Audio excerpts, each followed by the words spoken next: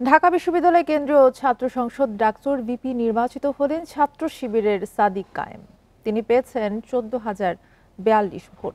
তার নিকটতম প্রতিদ্বন্দ্বী ছাত্রদলের আবিদ পেয়েছেন 5,708 ভোট। জিএস পদে 10,794 ভোট পেয়ে জয় পেয়েছেন শিবিরের এস এম ফরহাদ। ছাত্রদলের প্রার্থী হামিম পেয়েছেন 5,283 ভোট। এছাড়া এজিএস সহ বেশিরভাগ পদে জিতেছেন শিবির সমর্থিত প্রার্থীরা। এ বিষয়ে আরো জানাতে ঢাকা বিশ্ববিদ্যালয় ক্যাম্পাস থেকে যোগ দিচ্ছেন সহকর্মী খালেদ রায়হান। রায়হান, রাতভর ভোট গণনার পর সকালে চূড়ান্ত ফলাফল ঘোষণা হয়। আপনি আছেন এই মুহূর্তে ক্যাম্পাসে, কি পরিস্থিতি দেখছেন?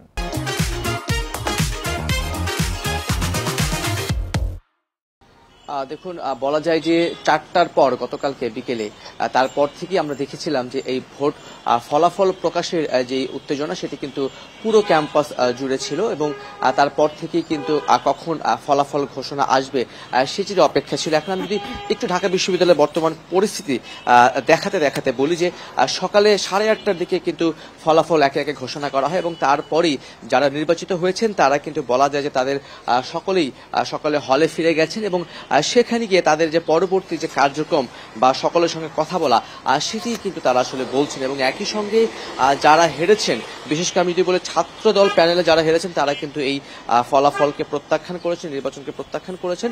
আর কিন্তু এরপরে আমি যদি বলি 9টার পর থেকে কিন্তু পুরো ক্যাম্পাসে অনেকটা বলা যায় যে শুনশান নীরবতাই আসলে রয়েছে, কারণ গতকালকে সকাল থেকে যে ভোটের আমেজ, ভোটের পরে যেই ফলাফলের জন্য যে অপেক্ষা, তারপরে যে আমেজ যে আসলে এখন রয়েছে সেটি হচ্ছে বলা যায় যে পুরো ক্যাম্পাস, আমি পুরো ক্যাম্পাসে ঘুরে দেখেছি, পুরো ক্যাম্পাসে বলা যায় যে অনেকটাই ফাঁকা হয়ে গেছে, ফাঁকা রয়েছে। গতকালকে পর্যন্ত যেই উন্মাদনা বলা যায় যে ছিল ছাত্রদের মধ্যে 6 বছর পর ডাকসু নির্বাচনকে কেন্দ্র করে, সেটি এখন অনেকটাই কমে গেছে।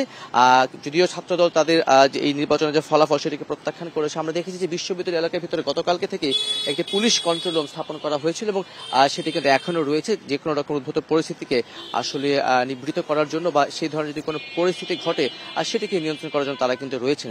সাধারণ শিক্ষার্থী খুব একটা, যেহেতু আজকে ঢাকা বিশ্ববিদ্যালয়ের সকল রকমের ক্লাস বন্ধ করা হয়েছে, গতকালকে এই নির্দেশনা দেওয়া হয়েছিল আজকে সকল রকমের ক্লাস বন্ধ থাকবে, এটি ঢাকা বিশ্ববিদ্যালয় কর্তৃপক্ষ এই ঘোষণাটি দিয়েছে, যার ফলে খুব একটা ইউনিভার্সিটিতে আমরা দেখতে পাচ্ছি না শিক্ষার্থীদের কিন্তু সেটি রয়েছে।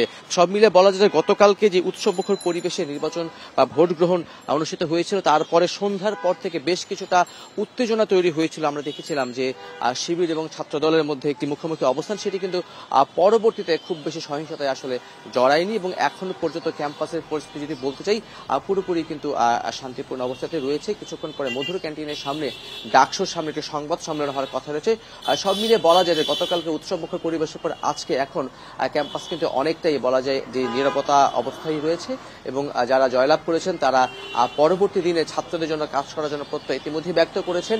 সাধারণ শিক্ষার্থীরা সেটি প্রত্যাশা করছেন যে নির্বাচিত যারা রয়েছেন, নির্বাচিত যারা হয়েছেন তারা সেই অনুযায়ী কাজ করবেন বলে তারা আশা প্রকাশ করছেন। জি, খালেদ রায়হান জানাচ্ছিলেন ঢাকা বিশ্ববিদ্যালয় ক্যাম্পাস থেকে।